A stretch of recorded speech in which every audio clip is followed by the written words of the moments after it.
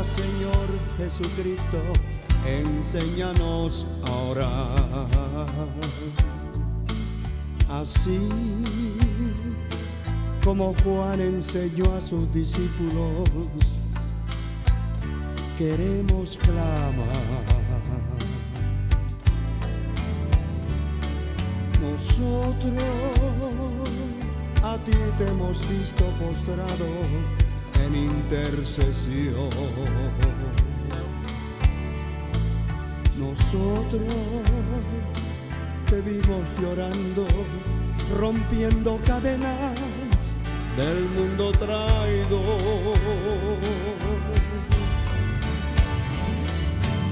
Cristo, nosotros te vimos en Getsemaní,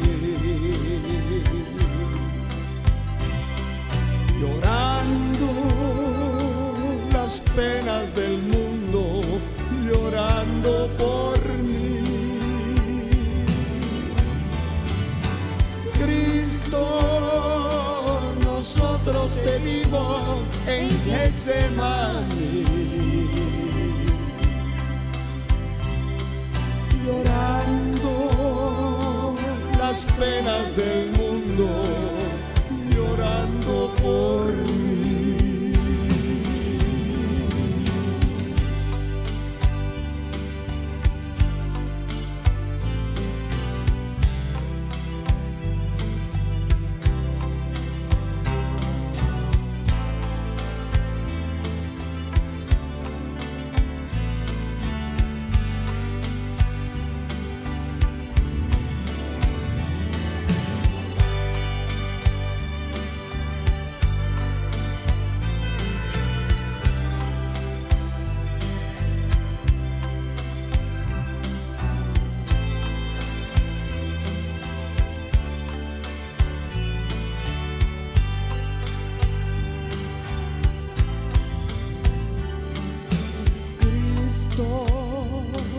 Bendito de gloria, enséñanos a orar. Yo quiero escalar las montañas, montañas de gloria en la soledad. Cristo, nosotros te vimos en Getsemaní, llorando las penas del mundo, llorando por mí. Cristo, nosotros te vimos en Getsemaní, llorando las penas del mundo, llorando por mí.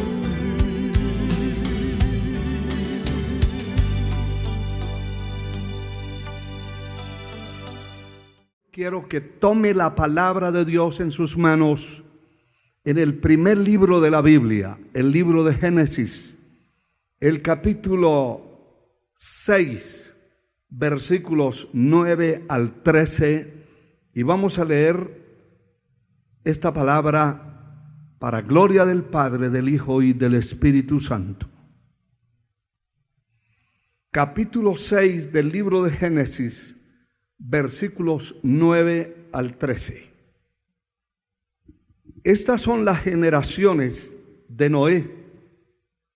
Noé, varón justo, era perfecto en sus generaciones. Con Dios caminó Noé. Y engendró Noé 3 hijos, a Sem, Can y Jafet. Se corrompió la tierra delante de Dios, y estaba la tierra llena de violencia.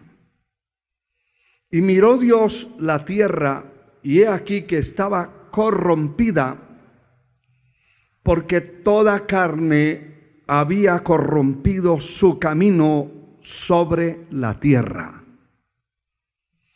Y dijo Dios a Noé: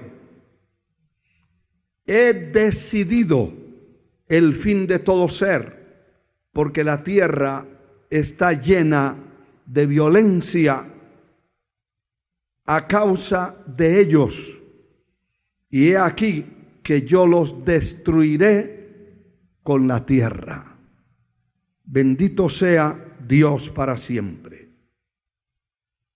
Quiero que hagamos una sencilla oración. Ore usted que Dios use este vaso de barro. Y yo voy a orar para que Dios abra el entendimiento de su corazón, de su alma, de su mente, y pueda entender lo que queremos transmitir en esta hora. Padre eterno, en el nombre de Jesús, estamos delante de tu presencia. Te suplico que uses este vaso de barro como tú quieras. Toma el control, Señor, de tu palabra y de la vida de aquellos que escuchan y nos ven a través de estos medios de comunicación. Salva las almas, rompe cadenas, desbarata los yugos, opera milagros de salvación, de liberación y de sanidad, mientras tu palabra es expuesta, Señor. Lo pedimos en el nombre de Jesús, nuestro Señor. Amén. Gloria al Dios Altísimo. Quiero hablarles de este tema importante, los 3 lugares del arca y su simbolismo. El arca que Dios le permitió al patriarca Noé construir. Para entender, tenemos que leer varias partes de la Escritura, constituyéndose este mensaje en un estudio de la palabra que quiero dejar de parte de Dios en su corazón. Hay detalles muy importantes, relevantes en los textos que vamos a ver, como es este que acabamos de leer. Dice la palabra que Noé fue varón justo, era perfecto en sus generaciones. Con Dios caminó Noé. Es la primera estación que vamos a hacer, porque aquí aparece este hombre como un instrumento de justicia, un justo en todo el sentido de la palabra, y me llama la atención que el Señor declara que este hombre era perfecto en sus generaciones. Eso es muy grande, muy relevante, muy importante, todo lo que se pueda decir de grande, de admirable, de ponderante, cabe acá dentro de esta afirmación divina. Es fácil ser fiel, como muchos lo han hecho por 8 días, por un mes, por un año, por 5 años, 10 años. Aquí está hablando de generaciones, y una generación tiene aproximadamente 40 años. Aquí está hablando que este hombre era perfecto en sus generaciones. No fue en una generación, es decir, en toda su vida. Eso es muy agradable, no solo leerlo, sino escucharlo y meditarlo. Que haya habido en la tierra, hayan habido hombres, instrumentos de Dios que fueron fieles por muchas generaciones y que el Señor los ponderó, los levantó y los mencionó y se seguirán mencionando después de miles de años que vivieron en la tierra. Dice la palabra en el verso 11 que la tierra se corrompió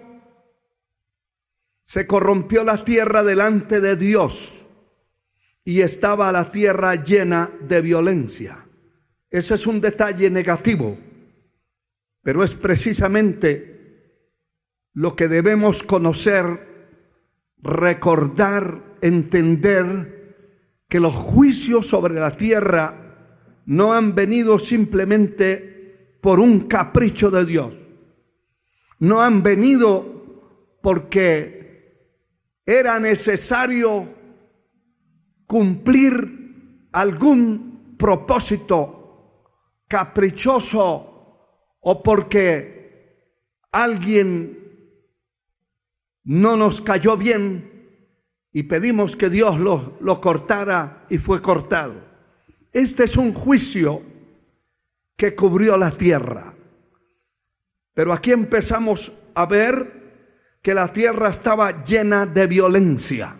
Es decir, el crimen, la violencia, la rapiña.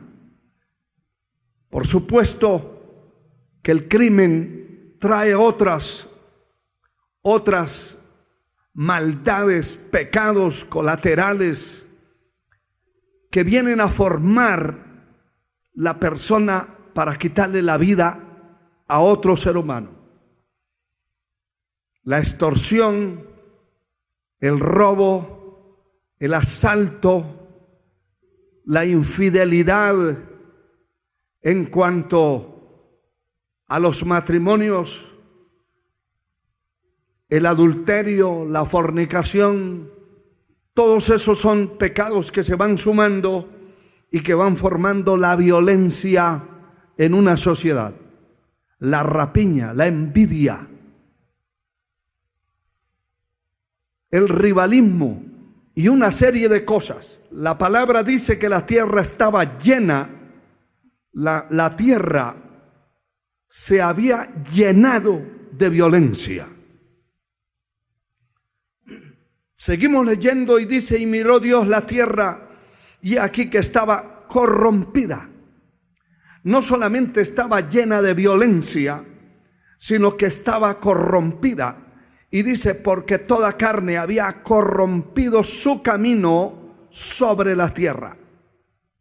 Estas son características específicas por las cuales el juicio de Dios vino sobre la vida de todo ser humano. Y por misericordia, vamos a ver más adelante cómo el Señor libra la semilla de la tierra, cómo Dios introduce dentro de una embarcación la semilla de los animales y la semilla también de los seres humanos, encabezados por Noé, fueron librados para que la tierra no quedara totalmente borrada de nuevo como al principio. Las causas por las cuales vino la maldad, vino el juicio, fue precisamente porque la tierra se había corrompido y estaba llena de violencia. Y dice la segunda parte del versículo 12, que toda carne había corrompido su camino sobre la tierra. Toda carne había corrompido su camino. incluyendo niños, adolescentes, jóvenes, mujeres, hombres de todas las edades, habían corrompido su camino, se habían corrompido. Y dice el verso 13, dijo pues Dios a Noé, he decidido el fin de todo ser, porque la tierra está llena de violencia. A causa de ellos, y aquí que yo los destruiré con la tierra.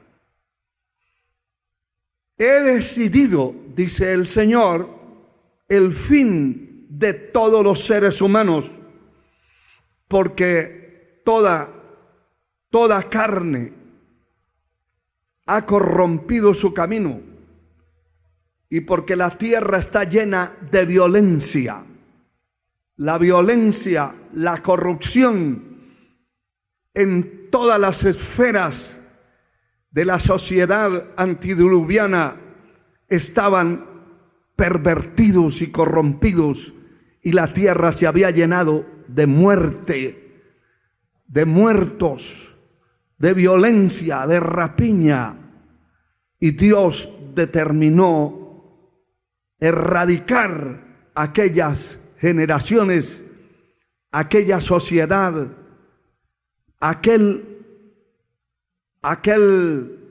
mundo conformado con muchas familias, posiblemente millones de seres humanos tenían que perecer por causa de su pecado. Y antes de leer otra parte, quiero decirles que todos los juicios que han venido sobre la tierra ha sido la causa del pecado, de la rapiña, de la violencia, del derramamiento de sangre. Hoy, en el tiempo que vivimos, vale más un cerdo que un ser humano. Vale más inclusive una gallina, un gallo, un pollo que un ser humano. Porque a algunos les han quitado la vida por robarle unos zapatos viejos. Otros les han quitado la vida por un trozo de celular que no valía la pena. Es decir, que la violencia sobre la tierra y sobre la generación, dentro de la generación que estamos viviendo, es similar al tiempo cuando Dios levantó a este hombre pregonero de justicia para hablar acerca del pecado y condenar aquel mundo corrompido, lleno de violencia y lleno de perversión. Lo que quiero decir que he oído personas que se lamentan por el juicio que está cayendo sobre la tierra de esta pandemia que ha matado a tantos miles y miles alrededor del mundo. Pero nosotros como cristianos entendemos que aunque estamos aquí en el mundo, no somos del mundo, y entendemos que en Dios no hay ningún tipo de injusticias, que no hay vestigios de rivalismo, de injusticia, sencillamente por la misma justicia divina, por la verticalidad de su nombre, la inmutabilidad de su nombre y de su palabra. Él tiene que actuar, porque el hombre no puede hacer todo lo que le da la gana en la tierra, creyéndose absoluto, creyéndose autodidacta, creyéndose indispensable y creyéndose independiente del Creador del cielo, independiente de las leyes divinas, sobrenaturales que gobiernan el mundo.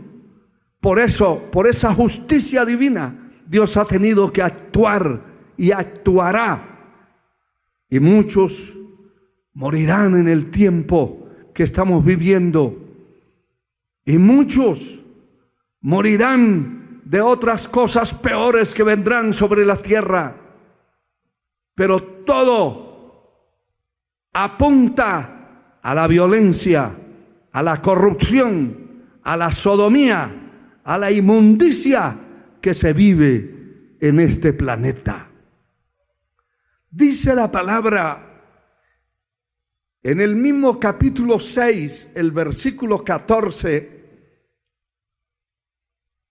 que el Señor ya en su determinación levanta a este hombre llamado Noé y le dice: hazte un arca de madera de gofer, harás aposentos en el arca, calafatearás con brea por dentro y por fuera.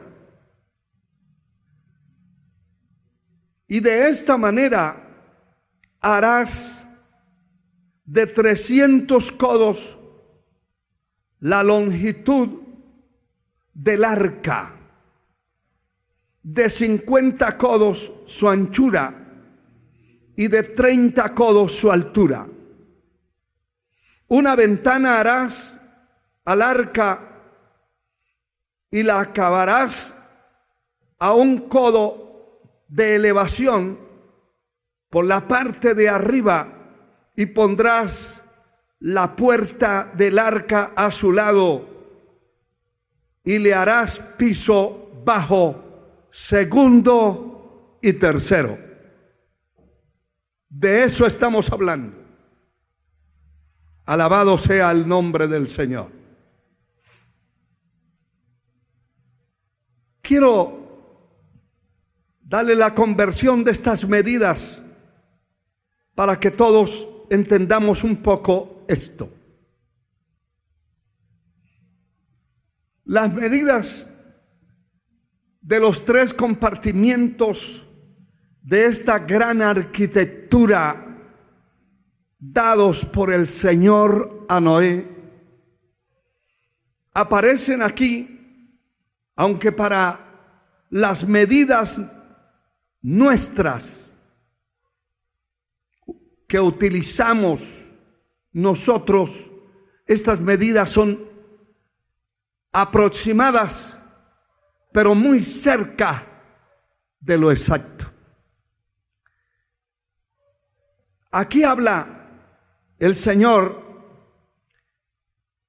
que el largo del arca tenía que tener 300 codos, equivalentes a 132 metros. El ancho 50 codos, equivalentes a 22 metros. Y el alto de 30 codos, equivalentes a 13 metros. El tiempo aproximado de la construcción de esta arca fue de 100 años. Algunos hablan de 120 y hasta más, pero según las Escrituras se enmarca este tiempo aproximado en 100 años. Cuando se habla de este tiempo, de este espacio para construir esa arca, se está hablando de la paciencia y la misericordia de Dios. El Señor hubiera podido hablarle a Noé, darle el poder, la forma, inclusive Dios tiene el poder. Tuvo el poder y lo tendrá siempre para hacer de las cosas que no son, de lo que no existe, de lo que no es. De hecho, que así está escrito, que las cosas que vemos hoy, las cosas que se ven, fueron hechas de lo que no se ve. Es decir, que el Señor no es un simple constructor, Él no es un simple arquitecto, ni es un simple ingeniero, porque el ingeniero y el arquitecto estudian las formas, los métodos, las medidas para construir algo que ya está hecho. Es decir, el material, los elementos están hechos. Cuando hablamos de la arquitectura divina de Dios, de la ingeniería de Dios, estamos hablando del Creador. No estamos hablando de alguien que manda a pedir el material porque ya está construido. Estamos hablando de alguien que creó de la nada lo que existe. Lo que quiero decir es que Él hubiera podido crear, formar esa arca en cuestión de un día, de una hora, del tiempo que hubiera querido hacerlo, instantáneamente. Así como he oído testimonios de personas que les ha faltado los riñones y que han creído en el Señor, esos riñones dañados, desbaratados, el Señor se los ha puesto en un instante. Eso es crear. El Dios nuestro todavía sigue siendo el creador. Si a usted le falta una parte de su cuerpo, Él puede crearlo. Él puede colocarlo, porque Él es el creador. Yo vi muchos milagros de personas que les fueron puestos los dientes que no tenían. Personas que se le enderezaron los pies, que le fueron puestos los candados de los pies, le fueron puestos los riñones, un hígado nuevo, un corazón nuevo. Eso es grande. Pero ese es el Dios creador. Y Él hubiera podido. Pero ¿qué es lo que quiero decirle? Le dio esa encomienda de hacer, de crear, de formar esa arca a un hombre bajo la oposición total de la sociedad.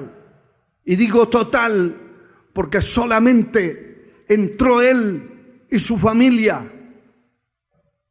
Los demás rechazaron, lo que quiere decir que no contaba con trabajadores allí, que no contaba con quien le ayudara. Todo era burla, oposición, enemigos, rodeado de enemigos para hacer una obra que el cielo, que el Dios Altísimo le había encomendado. Él sí sabía, su familia sabía que se estaba construyendo un gran barco para almacenar allí los alimentos, la vida, los mismos seres vivos que iban a entrar para ser guardados del juicio que iba a caer sobre la tierra. El tiempo aproximado de esos 100 años de construcción pareciera una cosa aterradora. ¿Por qué tanto tiempo? ¿Por qué tanto? ¿Por qué tantas cosas que pasaron en ese tiempo? Y ahí está manifestada la paciencia, la misericordia de Dios estampada en la construcción de esa arca, porque no solamente ese hombre estaba preparando los materiales dirigido por el Señor en lo que iba a hacer, sino que también estaba este hombre predicando el mensaje de Dios. Y el apóstol Pedro, lo vamos a leer más adelante, manifiesta en esta palabra la paciencia y la misericordia de Dios. Yo no sé cuántas veces el Señor habrá determinado, habrá querido destruir este mundo actual en que estamos, pero la misericordia, la paciencia de Dios se ha manifestado en él, su misericordia, porque el Dios al que servimos es lento para la ira y grande en misericordia. Y esa misericordia ha detenido su mano. De lo contrario, ya estuviéramos en el cielo, los que vamos para allá, y los demás estuvieran en el infierno eterno. Esa misericordia de estar predicando por tanto tiempo, tantos años, predicando la palabra de Dios, llamando a los hombres al arrepentimiento, es el fundamento de la misericordia y de la paciencia de Dios. Bendito sea su nombre por siempre. Aleluya. Dice la palabra, tratando de ubicar ese tiempo, acá en el capítulo 5 de Génesis, versículo 32. Y de aquí arrancamos con un dato importante, porque no podemos hacer nada por suposiciones. Las escrituras no son ni están basadas en suposiciones, en imaginaciones, sino en realidades, en verdades. Por eso el Señor dice: escudriñad las escrituras, porque a vosotros os parece que en ellas tenéis la vida eterna, y ellas son las que dan testimonio de Jesucristo. Mire lo que dice el capítulo 5, verso 32. Y siendo Noé de 500 años, engendró a Sem, Cam y Jafet. Cuando este hombre tenía 500 años,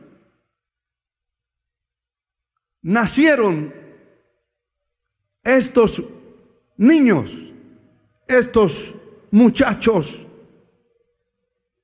que iban a ser los testigos de algo presencial que sus propios ojos, su propia mente estaría por discernir, por meditar en los juicios que estaban cayendo sobre la tierra. El capítulo 7 de este mismo libro de Génesis, el verso 5 y 6 dice: y hizo Noé conforme a todo lo que Jehová le mandó, o le mandó Jehová. Note este dato: era Noé de 600 años cuando el diluvio de las aguas vino sobre la tierra. En aquel tiempo pasaron todos estos 100 años después del Señor anunciarle a Noé la construcción del arca, y ya haberse dado cuenta el Señor que los hombres se multiplicaron sobre la faz de la tierra y se corrompieron. En ese tiempo el Señor le habla a Noé de hacer esta arca. Y el capítulo 11 de este mismo libro, el versículo 10, dice la Escritura: estas son las generaciones de Sem. De edad de 100 años engendró Ariasat 2 años después del diluvio. Son datos concretos que están escritos en la palabra y que no pueden ni equivocarnos, ni turbarnos, ni confundirnos, porque están escritos. Alabado sea el Señor. Según los expertos, las medidas de este barco, de esta arca, que era realmente un barco, eran ideales para que flotara sobre las aguas. Esas medidas eran las correctas, las ideales, para que esa embarcación subiera, flotara por encima de las aguas a una altura impresionante. Alabado sea el Señor.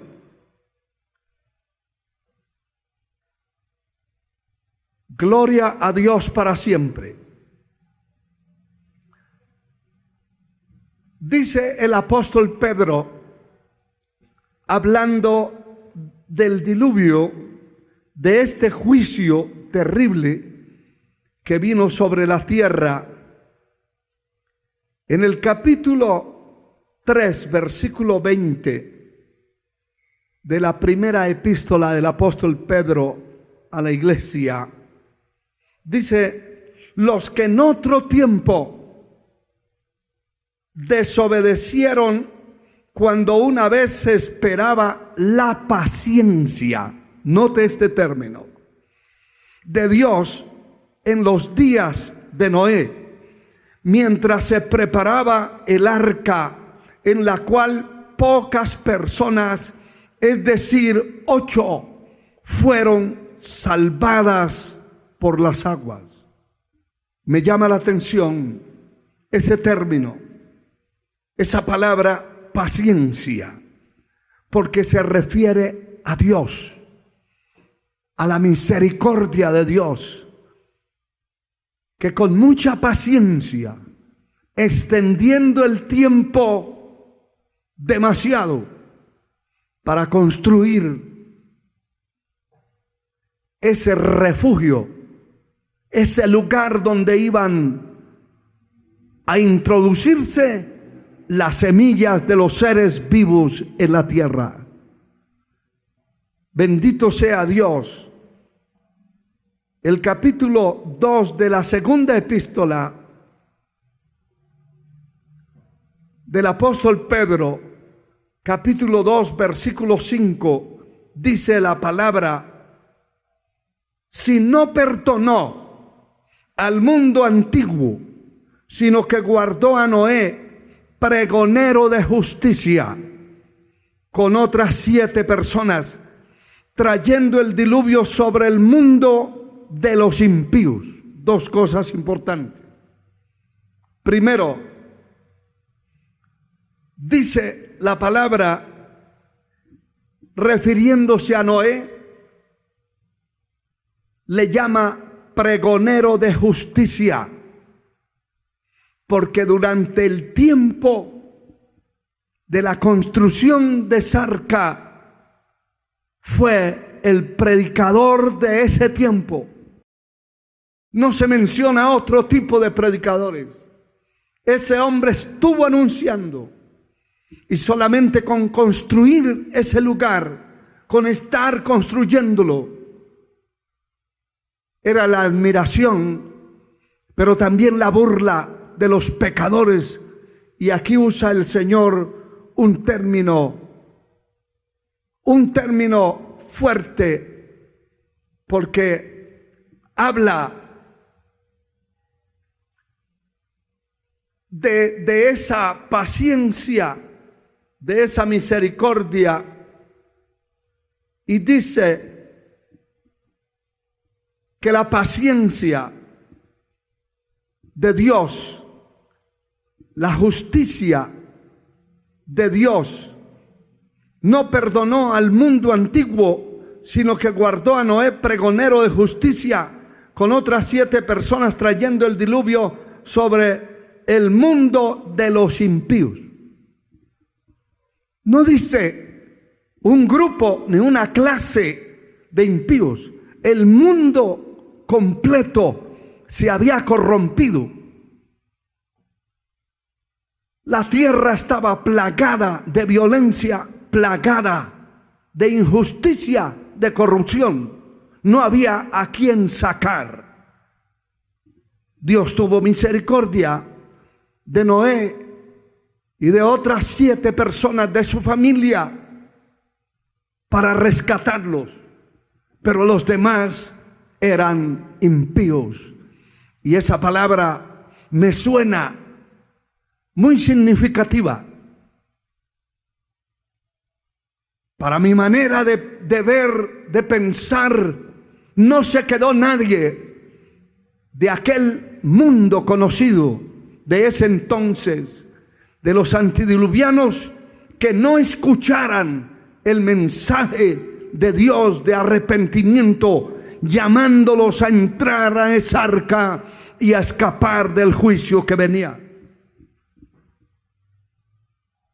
Eran impíos. Un impío es un conocedor de la verdad, de la palabra, pero es un pisoteador.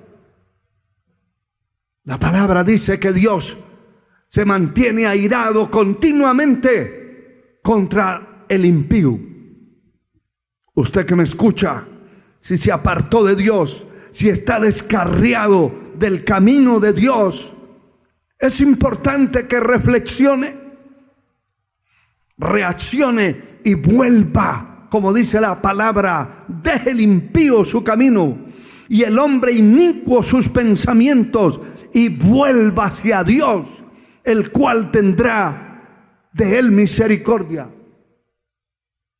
Dios no podrá soportar al impío, porque es una persona conocedora que ha rechazado, que le ha dado la espalda a Dios, a su palabra.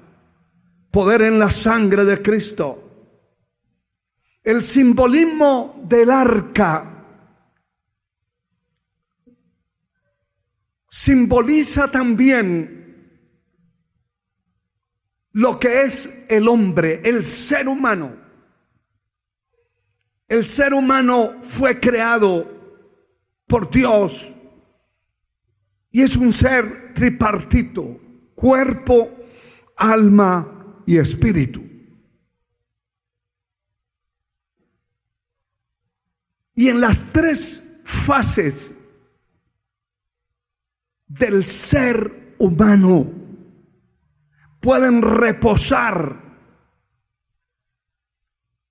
cosas tremendas que las conocemos a la luz de las Sagradas Escrituras,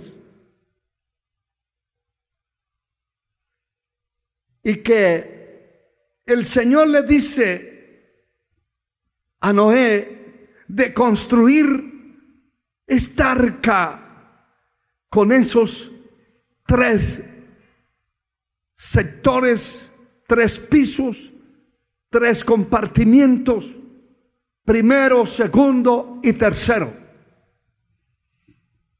Si nosotros ubicamos qué había dentro de cada piso, entendemos que en la parte baja, el primer piso, fue la habitación donde estaban todos los animales. Es muy difícil de entender en nuestra mente cómo miles de parejas de especies estaban viviendo juntos en un espacio de poco más de 100 metros, 132 metros aproximadamente. En este espacio, por unos 22 metros de ancho, vivir miles de parejas de animales en ese primer piso. ¿Qué se ubicaba allí? Simbólicamente, allí era el piso, el nivel de la carne. Y en ese nivel de la carne habían muchas especies, muchas clases de seres vivos que sencillamente, simbólicamente están representando los instintos de la carne. La carne, los que viven según la carne no pueden agradar a Dios. Y la carne se dedica a comer, a dormir, a reproducirse y a morir. Una de las características de esos seres humanos antediluvianos era que comían, dice la Escritura, comían y bebían y se daban en casamiento. Es decir, estaban enredados totalmente en su carne y no les importaba ninguna cosa eterna.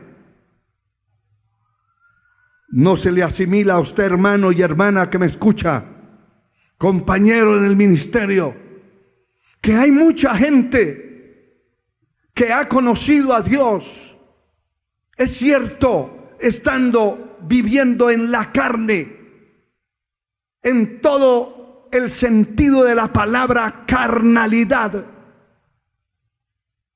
La carne está llena de pasiones. La carne está llena de envidias, de resentimientos, de rencores, de odio. No se lo quiero decir yo, quiero leérselo en la palabra, para que usted vaya ubicándose qué había dentro de ese primer piso del arca.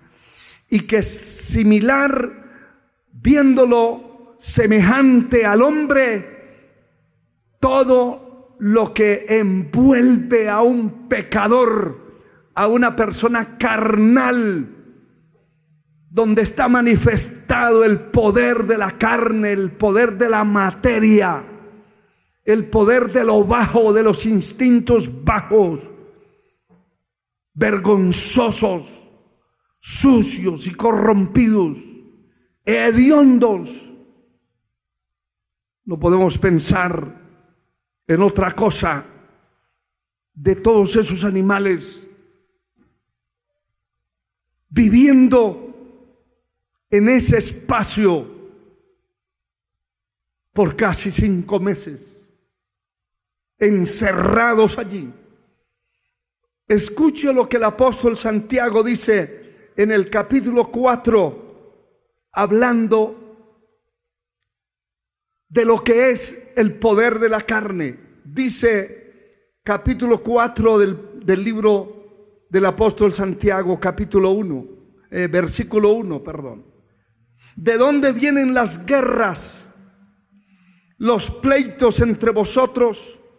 ¿No es de vuestras pasiones las cuales combaten en vuestros miembros? Codiciáis y no tenéis, matáis y ardéis de envidia. No podéis alcanzar, combatís y lucháis, pero no tenéis lo que deseáis porque no pedís. Pedís y no recibís, porque pedís mal para gastar en vuestros deleites, oh almas adúlteras. ¿No sabéis que la amistad del mundo es enemistad contra Dios? Cualquiera que quiera ser amigo del mundo se constituye enemigo de Dios. Esa es la esencia de la carne. Y toda persona que ha conocido a Dios y que no sale de ese estado carnal, es lo que quiero dejar en su corazón, que hay millones de creyentes metidos en los templos de todas las denominaciones de la tierra, que conocieron a Dios, pero dice la Escritura que habiendo conocido a Dios no le glorificaron como a Dios ni le dieron gracias. Su necio corazón fue entenebrecido. Se llenaron de tinieblas después de haber conocido a Dios, porque nunca quisieron salir de la carne, de sus carnalidades. Escúcheme, hermano y hermana, muchos nunca han querido salir del chisme, de la envidia, de la pereza. Nunca han querido salir de la vagancia. Nunca han querido salir de la cobardía. Nunca han querido salir del adulterio en que vive. Se van acomodando y se les va adormeciendo la conciencia y quieren estar así. Muchos viven en concubinato, en fornicación. Parejas que llevan años, que tienen hijos, y que usted les pregunta, ¿y cuándo se va a casar? Todavía no sé. Estoy orando para ver si es la voluntad de Dios, y tienen 5 hijos. Y otros dicen, ni siquiera he pensado, porque en la iglesia donde voy me dan privilegios. Hay congregaciones, pastores que le dan privilegios a fornicarios, a adúlteros, a gente en adulterio, gente en fornicación. Participa en los altares, participan en la música, participan como diáconos, participan. Y lo que hacen esos líderes es adormecerle la conciencia a ese tipo de personas que están en pecado y que viven en la carne y que no quieren salir de esa carne. Espiritualmente, simbólicamente hablando, no quieren salir de esa carnalidad, quieren vivir allí. No solamente el apóstol Santiago habla de estas cosas, pero también la palabra, el apóstol Pablo escribiendo a los Gálatas, en el capítulo 5, versículo 19, dice la palabra lo siguiente: y manifiestas son las obras de la carne, que son adulterio, fornicación, inmundicia, lascivia, idolatría, hechicerías, enemistades, pleitos, celos, iras, contiendas, disensiones y herejías. Me detengo un momento para decirle que muchos creyentes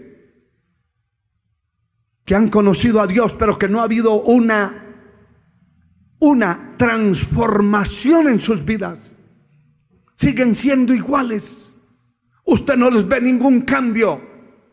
Hay congregaciones que la persona, la mujer, la dama, llegó inmoralmente vestida y se pasan años y sigue igual y participa y llegan a ser hasta diaconisas en las congregaciones, pero no les ve cambios. No salieron del primer piso, no salieron de la carnalidad.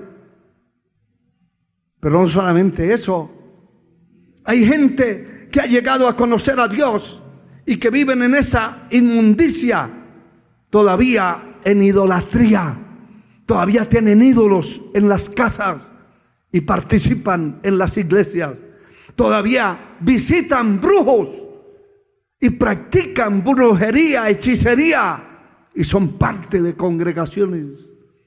Eso es vivir en el primer piso, donde está la hediondez, porque esos animales no podían producir ningún buen olor. Allí no solamente estaba el tigre, el león, las vacas, los toros, los burros, los caballos, las culebras, los perros. Esa es la vida de la carne. Las bajezas, la hediondez, la carne, el pecado produce hediondez. Todavía ese tipo de personas son llenos de envidia, de inmundicia, de lascivia, de celos, pleitos, contiendas, disensiones, herejías.